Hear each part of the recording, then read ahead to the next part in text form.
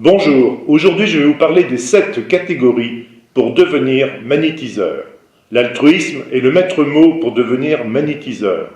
Mais pour de nombreuses personnes, les motivations sont tout autres. Première catégorie. Bien que cela ne soit pas preuve d'efficacité, chez certains, cela fait partie de leur ADN. Sébastien, 42 ans, nous confie « Mon père magnétiseur m'a inculqué cette passion des autres. À la retraite, je m'ennuyais et je trouvais ma vie inintéressante. J'ai alors décidé de pratiquer le magnétisme sans savoir si j'avais un quelque don. » Pour Carole, 55 ans, qui est aide-soignante, elle pratique le magnétisme en souvenir de sa mère rebouteuse. Il y a également ceux qui s'installent comme magnétiseurs car l'inscription dans une tradition familiale est rassurante. Lorsque nous suivons une voie toute tracée, nous ne nous posons pas de questions sur la nature de nos aspirations. Il y a aussi parfois la peur de décevoir nos parents, également pour garder leur valeur en nous. Deuxième catégorie. La majorité des personnes n'existent qu'à travers leur vie sociale. Faire croire qu'ils aident les autres comble ce besoin narcissique, cette psychologie fondamentale d'utilité et cette reconnaissance. Claire, 56 ans, le reconnaît. Je suis mère au foyer, je doute de moi-même et je me sens complexée vis-à-vis de mon mari dentiste. Quand j'ai entendu parler du Reiki, j'ai cru que cela allait me donner de l'importance, me permettre de raconter des choses. Dans le cas de Sylvie, 68 ans, qui était directrice d'un lycée technique, la retraite lui fait perdre pied. Elle perd ses contacts, ses invitations et devient transparente. Dans la rue où elle a emménagé depuis quelques années, il y a un magnétiseur de réputation internationale. Alors elle pense que cela va la glorifier, mais elle aurait mieux fait d'être fière d'elle et du travail qu'elle a exercé. Troisième catégorie. Aider les autres permet d'échapper à soi-même. Cela calme momentanément la souffrance existentielle. Pourquoi suis-je ici? Quel est le but de cette existence? Pourquoi tous ces problèmes?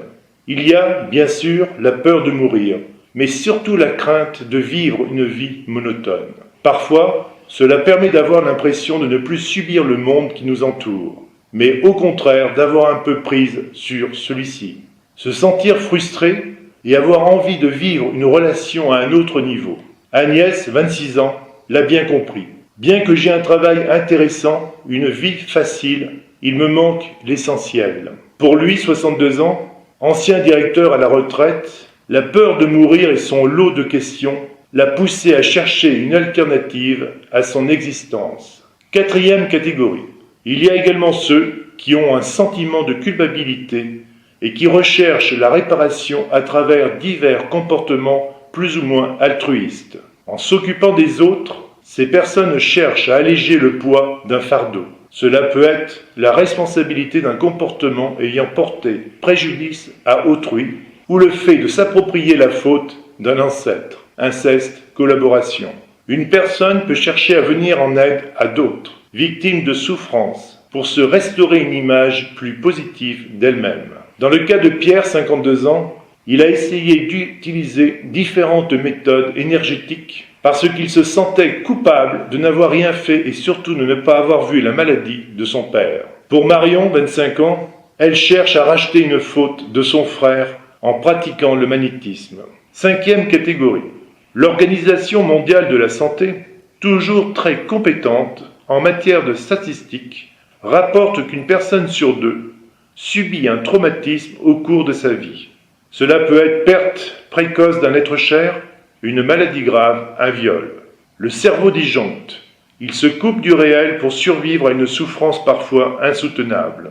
Intenter un procès n'est pas toujours possible et crier ne suffit pas pour atténuer la violence d'un choc.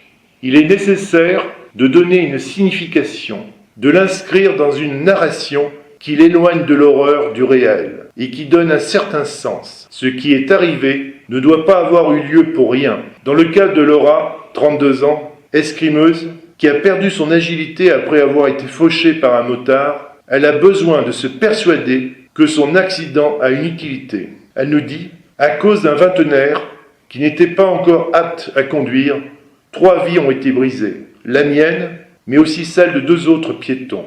Elle ne décolère pas. En essayant de soigner les autres, Elle donne du sens à cet événement. Ce second souffle est une bonne action pour elle. 6e catégorie. Le secteur énergétique n'est pas toujours un monde de bisounours. Parfois, ce don à l'autre est utilisé comme instrument de domination. Des personnalités dominantes et ou perverses cherchent à utiliser une des nombreuses méthodes énergétiques pour prendre le pouvoir, créant chez l'autre une dette. Sous prétexte de rendre service, elles mettent ces activités en danger. Cette emprise sur l'autre leur donne une forme de jouissance. Lorsque nous sommes magnétiseurs, nous ne le devenons pas, nous le sommes. L'altruisme est le seul et unique critère pour être magnétiseur. Je vous souhaite une très bonne fin de journée, d'agréables moments avec vos proches et à très bientôt.